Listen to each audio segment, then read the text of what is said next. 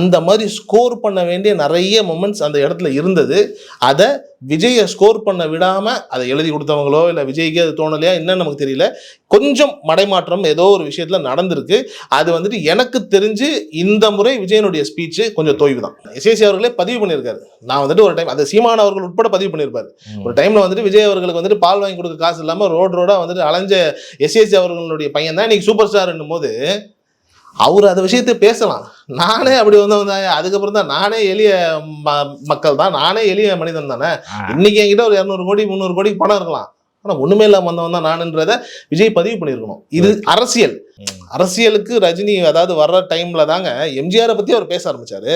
அதுக்கு முன்னாடி அவர் எம்ஜிஆரை பத்தி ரஜினி அவர்கள் பேசியிருக்கவே மாட்டாரு. ரஜினியுடைய புத்திசாலித்தனத்தை பாருங்க. அவருக்கு தெரியுது எப்ப யாரை பத்தி பேசணும், எப்ப பேசினா இது அரசியலா மாறும், நான் அரசியல்வாதியா மாறுறதுக்கு அப்புறம் தான் இதை பேசணும்னு ரஜினிக்கு தெரிஞ்சிருக்கு.